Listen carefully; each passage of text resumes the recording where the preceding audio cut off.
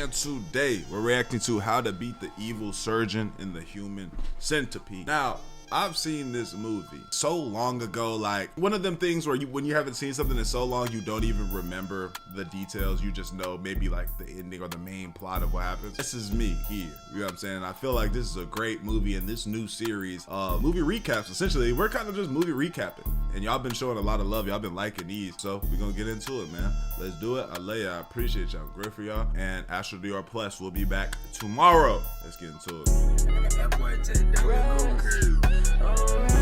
If a mad scientist abducted you and sewed your mouth to another See, I forgot. Look at this. This is pure evil, bro. person's anus, what would you do? Jesus Christ, what have I gotten myself into? There is no way this video is monetized. In this How to Beat video, we'll follow the American tourists, see if we can make better decisions, and ultimately attempt to beat. Jesus Christ, look at this. Well, I gotta remember this is a real person. But, bro, if you accepted this role, this has got to be the only role this man has ever gotten. I can't lie. What other movie have we seen this Minecraft head ass nigga in? Attempt to beat the crazed surgeon in The Human Centipede first sequence. Think you could do better? Let us know in the comments. Enjoy these How to Beat videos? Why not like and subscribe? Have a movie you want me to cover? Vote on my Reddit page. You're right. Let me go ahead and sub to you, bro. This is a different guy. I got to sub to the other guy too. My apologies. Page link in the description. Did you know that there are hundreds, thousands of movies just like this that are blocked on Netflix and other streaming sites just because of where you live? Because someone decided that these movies can't be shown in your country. You should be outraged at this crime against humanity. Claim the content. Oh, this is an advertisement. Sorry, I see. We still haven't got. Damn. Okay. Damn, they paying you good money to put this 1 minute in the video. We ain't even seen nothing about the movie yet. A deranged man sitting on the side of a highway, caressing a picture of, as far as I can tell, a dog centipede. Totally. Bro, you gotta be. What is happening here? Imagine you walk by somebody's car. Y'all know them situations whenever you like get out the car and you're looking at somebody's car window, but you're looking at your own reflection, so you kind of like checking. Have you ever been in this situation where somebody was actually in the car and you're like, oh, my bad? But imagine you do that, right? And you look in the car and this man is looking at pictures of dogs with their mouths. And mind you, this is not even like a photo on his phone. This is this is the physical photo. Totally normal behavior. Moments later, a panicked truck driver pulls up behind him and rushes off into the bushes to make a pit stop. According to the director, the inspiration for this movie came from a joke he made with his friends about punishing a child molester by stitching his mouth to the— Hey!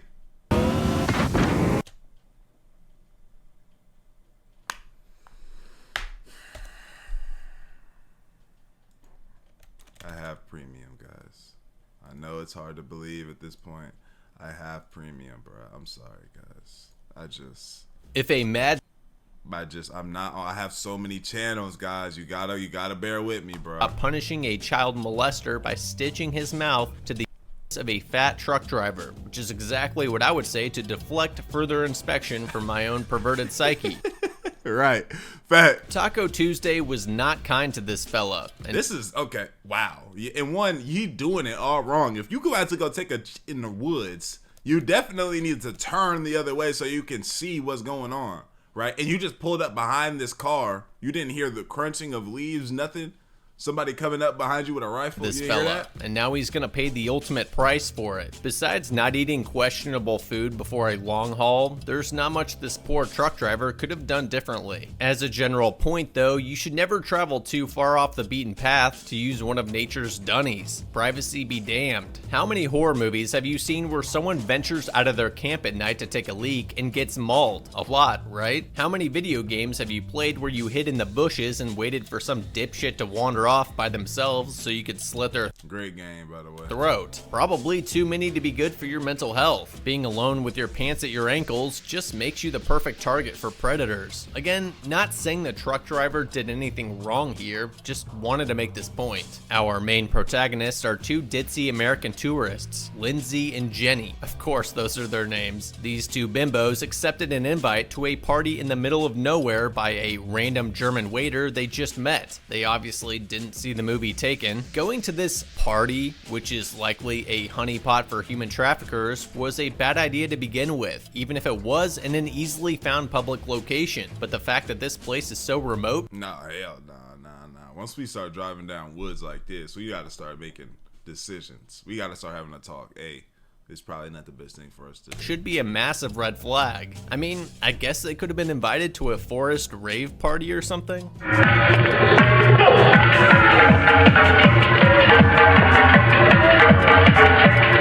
Even then, they have no cell reception, they're following a paper map, and they both know. Ooh, paper map? What? People don't know about that one, man. Now, I'm not that old where I had to view where we going and I had to pull a fucking paper map out. But I do remember my mom having to print out directions to a place and follow the directions on paper. I do remember her having to do that. But they're ill-equipped to deal with any level of adversity. They should have headed back home as soon as they left the urban areas. It's no surprise that they... When you think about it, think about how many places like our parents or we just haven't went, or certain people haven't went to because there was no GPS to tell you how to get there.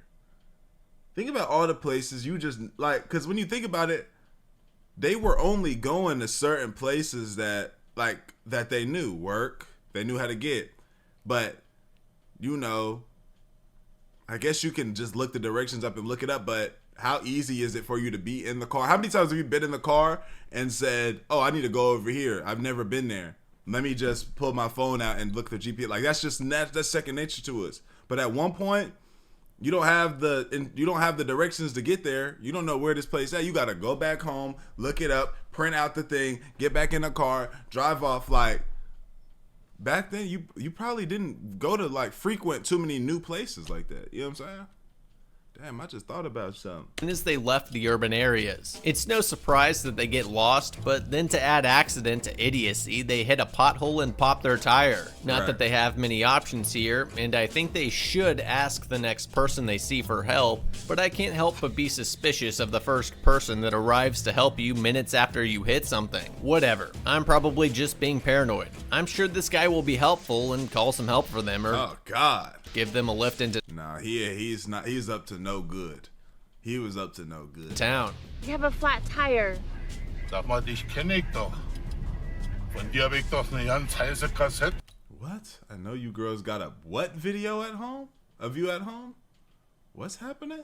Zu Hause. Okay, maybe wait for the next person. They can't be too far out. There should be more cars coming by within half an hour. They just need to sit tight and not do anything irrational. They're gonna do something irrational, aren't they? Yup. They decide that in order to save themselves, they need to start walking aimlessly through the adjacent forest in their heels while it's thunderstorming. You guys... They would have been better off trying to figure out how to change their own tires. You guys got lost when you had a map in front of you, and now somehow think that you'll magically find your way without the map in a dark, rainy forest? Why wouldn't you at least walk alongside the road where you'd actually have a chance at coming across somebody? All the trees look the same. I can already tell I'm gonna be rooting for the psychosurgeon. You know what? I don't know. Lindsay, I'm not walking anymore. I'm tired of walking, okay? Yep. All right, bye. Because where else we go? Where are you gonna go? Where am I? You live here now? She must live in the woods now.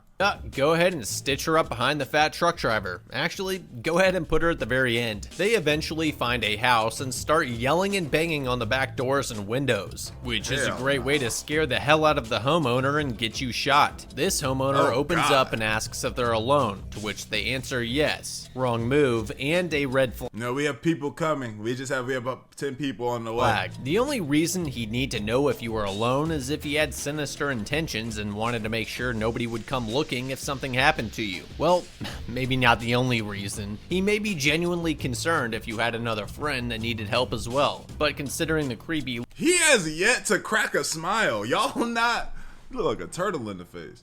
Why? Yeah, he hasn't even. Yeah, he's yet to be like, hey, how y'all doing today? Y'all good? So where'd y'all come from? He just menacingly looking at us like. Look on his face, I doubt it. Lindsay and Jenny should just leave with the bad vibes this dude's giving off. At this or point, at least made up a story that their other friend was just up the street by the car and knows they came here. Look at this art on the wall. Bro, he's up to no good, bro. Y'all were supposed to see this from a mile away. He ain't even offer y'all no towel to dry off. Y'all are this. You should have known right then. It's over, bro. Once we walked in here, seen this art, he didn't say, "Oh, here y'all go. Here's some towels for y'all to dry off," and he ain't said, "Hi, how y'all doing? Yeah, come in." No type of compassion or empathy. I know he just got woke up in the middle of the night, but none of that has been shown. It's kind of like. You should have known. Here. The next mistake they made was to trust the Don't turn stranger your to back make on the him. Don't call turn your for back. help instead of using the phone themselves so they could verify that somebody knew where they are and was on the way. The final nail in their coffin was throwing back the drinks some old single creepy looking dude prepared by himself in the kitchen. When they know he knows, nobody knows where they are. Not to mention that they've already had an encounter with the creepy good Samaritans of this area. Verdammt nochmal! Kannst du nicht aufpassen, du dumme Sau! I'm sorry. Keine Augen im Kopf. Trampel! I get that he's an unhinged sociopath, Jesus. but bro, if you want to claim some prey, maybe chill out and stop yelling at the ladies. As Claim for some Lindsay prey. and Jenny, leave now. Now, Especially it's time to go. since you're... Even though he has the strangest door situation, he closed his door and he locked his door from the inside with a key. You're not getting out. Anybody doing that is doing bad things, bro. Because you can't just unlock your door and walk out. You got to have a key to unlock your door and leave, as well as come in. Yeah, it's gonna be a painful night for the rest of y'all, bro. Suspiciously feeling woozy all of a sudden after sipping on the cocktail he gave you. Lindsay whispers to Jenny that they need to get out of there right now, which they Thanks. don't do. Instead, Jenny gulps down every last drop of the drink while Lindsay waits for the sociopath to come back so she can naively request him to phone a taxi. Not the sharpest tools in the shed. Heitza comes back, Jenny passes out, and Lindsay starts foaming at the mouth. And their last chance to escape with their dignity intact disappears forever.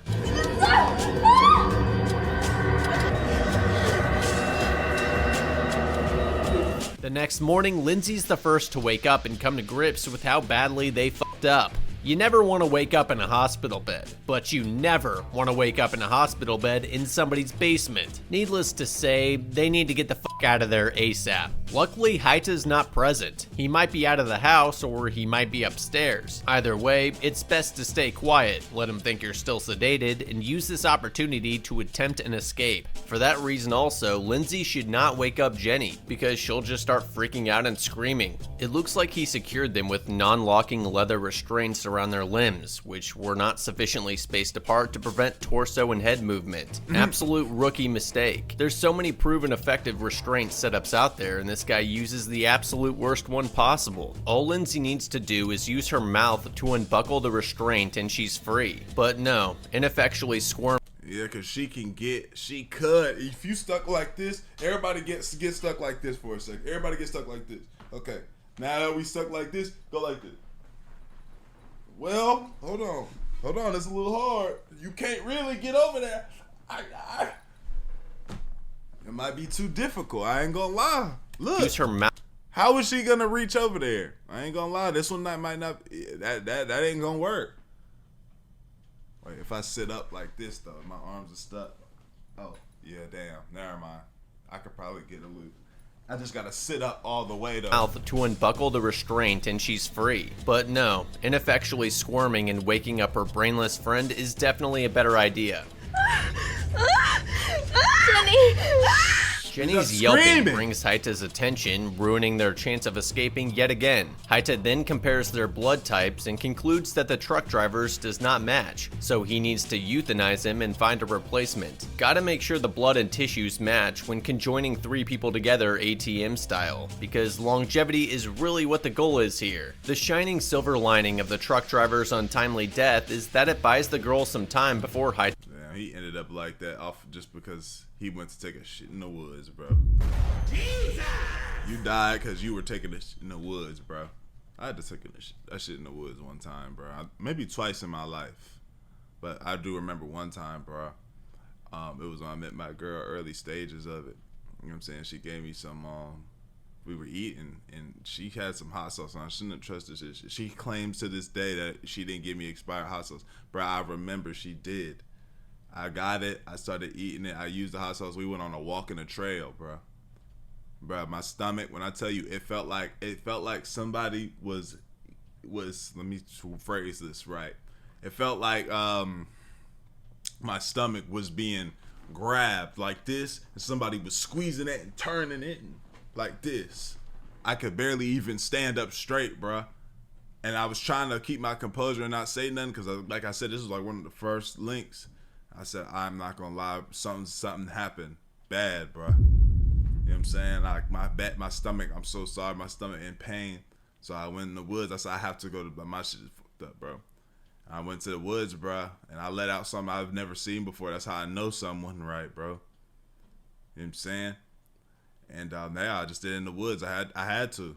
Feel me? Finds a replacement for whatever sadistic shit he's planning. They don't show it here, but later in the movie, Haita injects them with sedatives when he leaves. What? Hold on. Look at this.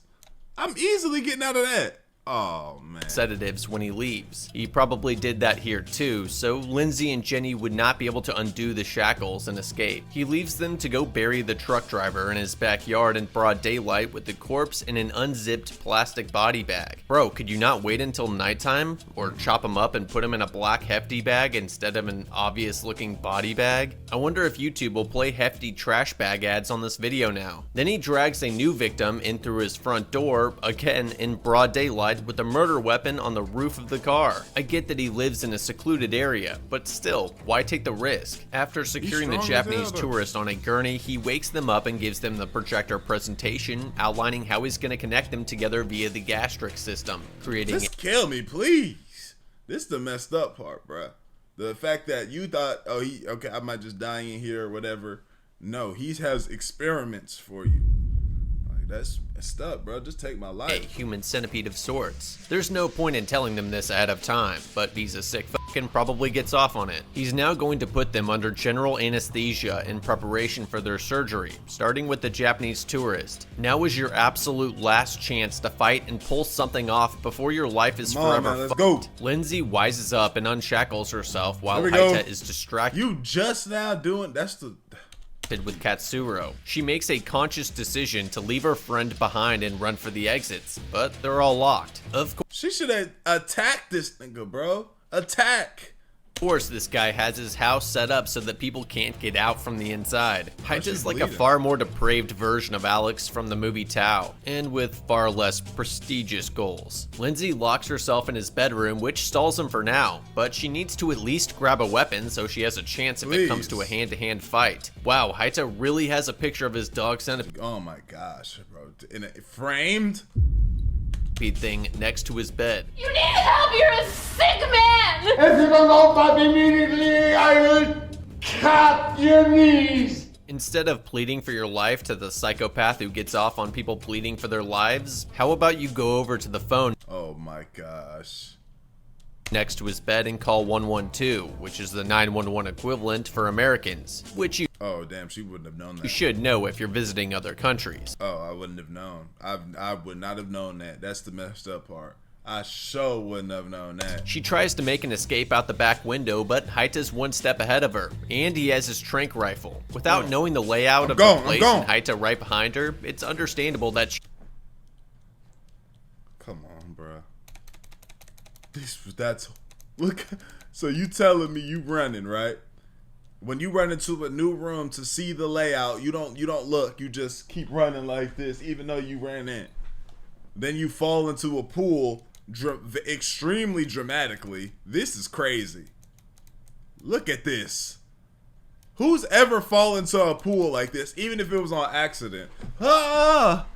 No one. in the history of people falling in pools. It's understandable that she'd accidentally run into a dead end like the indoor pool. It's also understandable that you lose your coordination when under extreme stress like this and trip into the pool like she did. I know we all would like to think that we Jason Bourne this motherfucker when he stepped through the doorway, but real talk, that's not how it would go down. Lindsay's out of options here. It's not like she opened the door and there was just, as soon as she opened the door, it was pool. It was an open door and then there was just a pool. As soon as you walk in, like, no, she had to run in. She gets out of the pool, she'll get tranked. Haita tries to force her out by closing the cover on his indoor pool, but for some reason this causes a power failure. I see no reason why he would have needed to leave Lindsay to go fix the power and let her escape. That was really stupid on his part. Lindsay breaks out and makes it to the back room she was previously in that had the window broken. That phone looks like a corded landline phone, which should still work even with the power out. Picking up the phone to call for help apparently never crosses her mind though. This wide open window seems too easy. But then again, why did he let her leave the pool in the first place? Maybe he's not as smart as he appears. He could still be out there with the tranq rifle ready to dart her as soon as she'll be better off hiding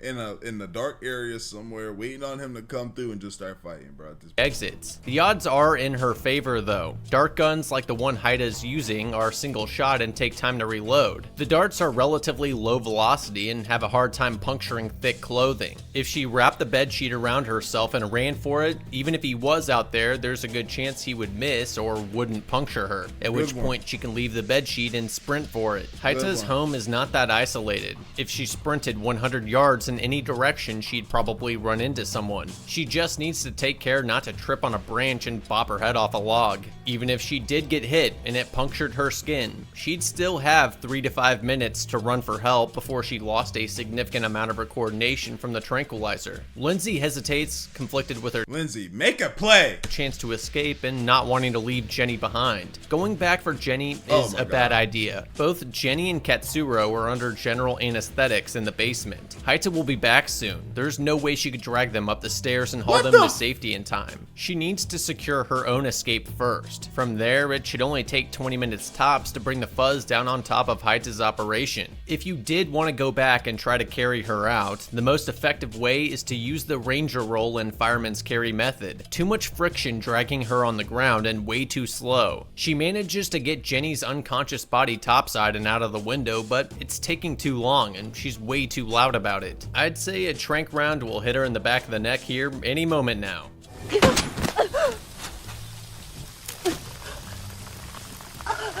This movie's some ass cheeks. Should have just ran and left Jenny. Realistically, she still could, since the tranq round will take a few attack him! minutes to kick in. Of course, he'd probably be able to run her clumsy ass down anyways. Lindsay and Jenny gave up every opportunity to escape, and now they're getting their teeth removed, skin grafted, body parts diced and sewed together with other humans, and all kinds of other horrific shit. Fun times. Haita then cheers to his successful completion of the conjoinment procedure with a celebratory drink, a photo shoot he can wank to later, and then puts his human centipede into a large cage. This is horrid. I think the best place you could be though is at the front.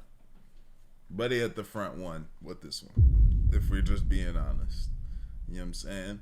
It's all uncomfortable, but at least your mouth isn't the worst one, middle, clearly.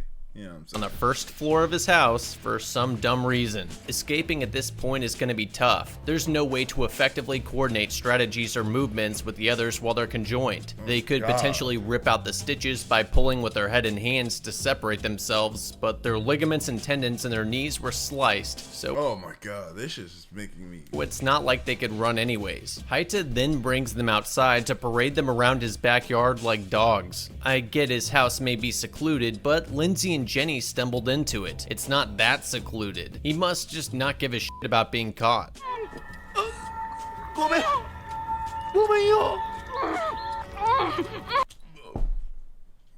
god.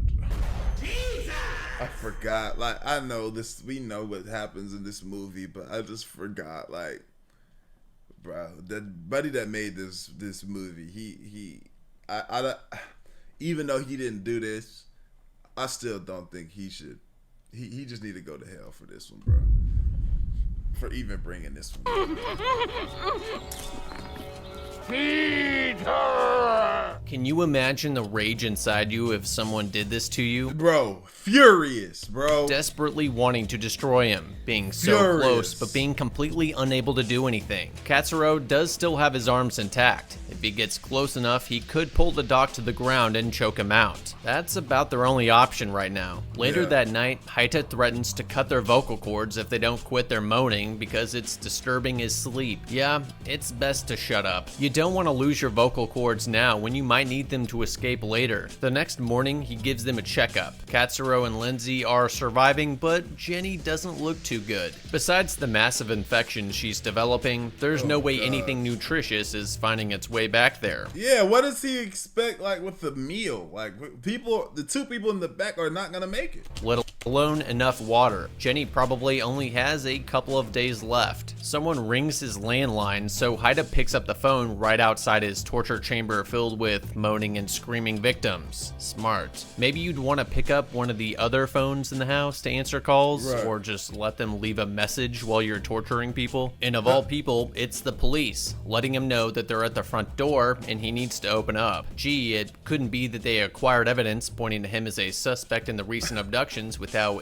inconspicuous he was. The police obviously don't have anything substantial yet though, or they'd have barged in already. They got this damn painting on the wall. That's enough evidence right there that we need to go ahead and get you out of here. They also don't seem to have heard any of the screaming in the background on the phone. Haita leaves to go upstairs, And he leaves the door open. leaving them in the lab alone. I bet there's a weapon in there they could grab, like a scalpel. Here we Then go. all Katsuro needs to do is grab Haita's leg and start Hey! shaking him in the femoral Rip it- artery rip enough his to get joint. him on the ground where he can cut his throat. The police start questioning Dang. Haita over the missing people and the empty cars in the area, and his reply is, Habe ich weder die Zeit I have neither the time nor the patience for the banality of missing persons. Yeah, bro. Just him looking at us, talking to us like this, one. And then two, his vernacular, what he says, like his words and his verbiage. This isn't a sane he has people down here. They're here. Nobody speaks like this. I have neither the time nor the patience for their banality of missing persons. Come on, bro. doch die Nerven. the police had thought they hit a dead end, but now it's looking like they have a strong suspect. I mean, on the other hand, you wouldn't necessarily expect an abductor to be such an asshole, because often it's the more unassuming and charming ones Yeah, man, give y'all some water. that are the real danger, like Jack the Ripper, Ted Bundy, Alex and Tao, or Trinity and Dexter. But if I was one of these detectives, I'd be suspicious, especially after seeing this cage. Apparently, the detectives got word that a witness said she heard an American woman screaming on his property, and they also have evidence Why are y'all drinking? that his Mercedes was at the place where the Dutch lorry where he killed the truck driver was found. Wouldn't all this be grounds for a search warrant? Haita realizes that they're onto him, so he offers them his infamous drink. Yeah, that'll get the cops off your tail. 2 missing detectives and an empty cop car in your driveway. Drinking whatever a potential suspect gives you has to be a big no-no for detectives. Voller accepts and starts sipping on it, but at least Kranz has the brains to refuse. Beeilen Sie sich! Get that drink out of my face. One. Yo, I'm the law. You putting drinks in my bar. He would have got stole off on him. Assaulting an officer. Wham! Would have knocked every last tooth out of that nigga mouth. Facts. Get that shit out of my face, bitch. Nigga, what the fuck you thought this was? What type of nigga I look like, bro?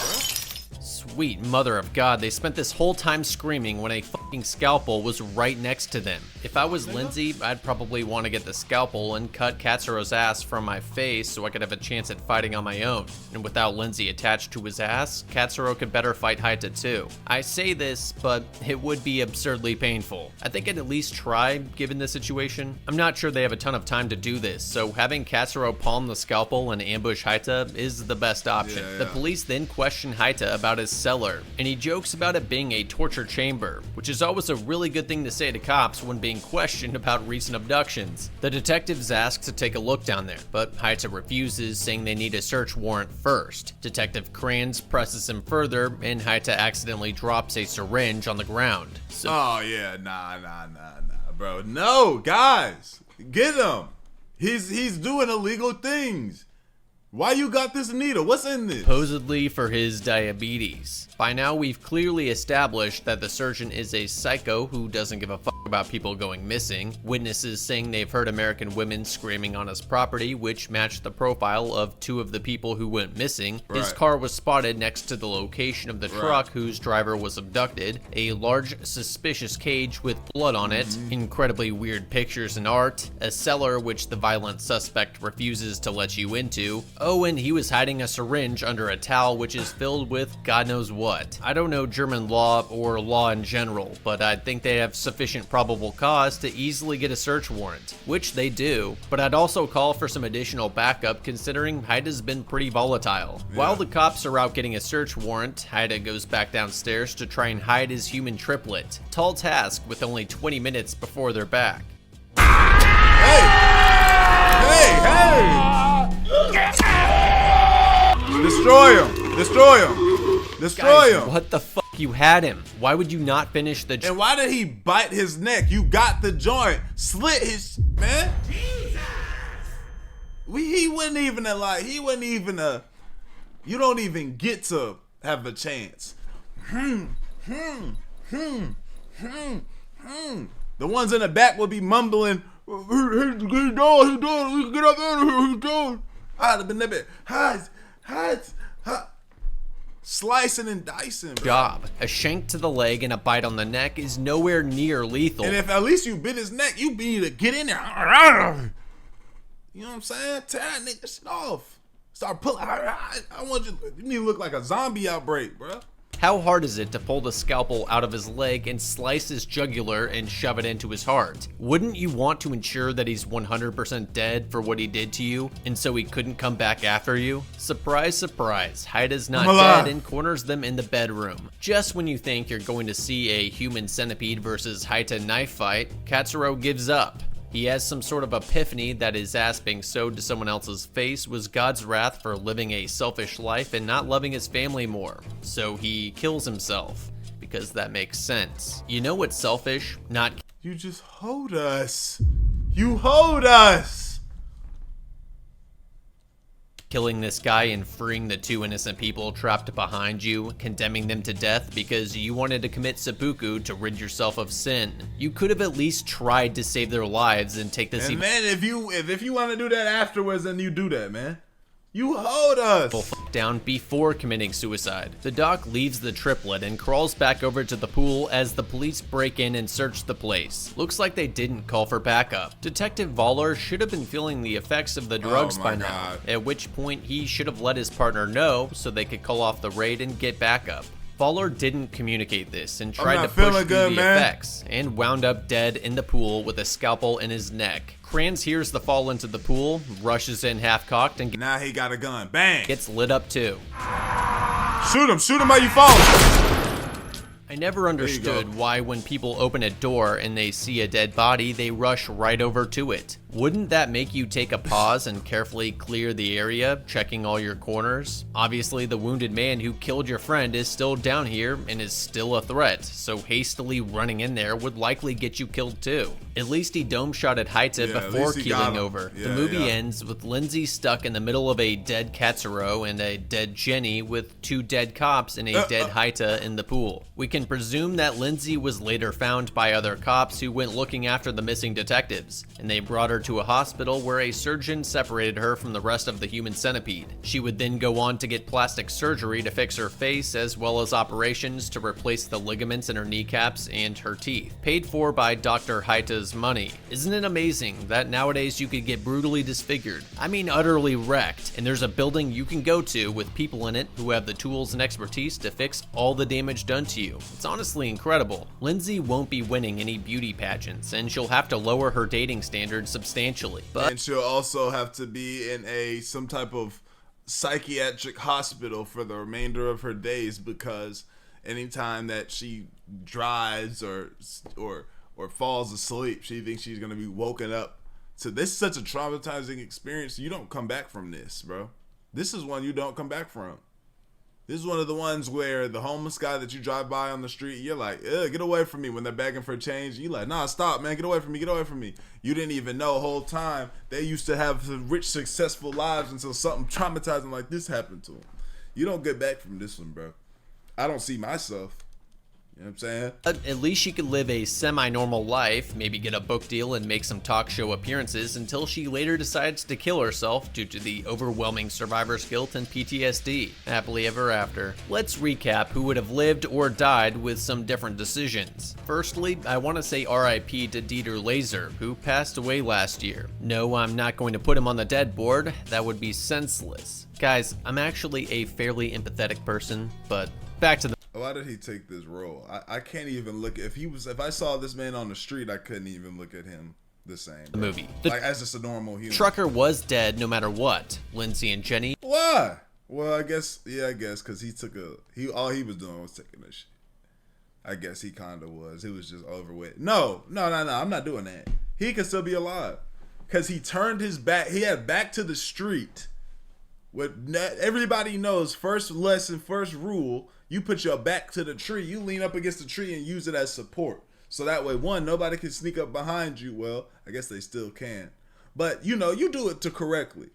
You feel me? So, no, I'm not giving them that should have stayed in their chance. car or walked along the road for help, which Yeah, would they have definitely prevented could've all of survived. this. But Yeah. Haita could have picked them up like he did with Katsuro and the truck driver. So what then? There was a pivotal moment when Lindsay could have dialed 112 and escaped out the back window and gotten help from the police, but instead tried to drag her unconscious friend out too. She could have saved Jenny and Katsuro's lives, prevented the detectives' deaths, and landed Haita in prison. The next pivotal moment was when Katsuro stabbed Haita with the scalpel, and then they left him alive. If they had just ensured Haita was dead, Katsuro and Jenny might Everybody would have survived. That's the crate besides the truck driver. But everybody would have survived if they just would have finished the job right then. have lived, as well as the cops. All said and done, I think we could have beaten Yosef Haita from Human Centipede first sequence. Yeah. Thanks for watching. He's easy. That's an easy one. You know what I'm saying? That's not like we fighting Leatherface or something. We got a whole town against us. Like, this was easy. That being said, let me know what y'all think, man. Like the video, sub up, comment up, binge the rest of your channel. I love y'all. I appreciate y'all. Great for y'all, bro. We gone. Edit it.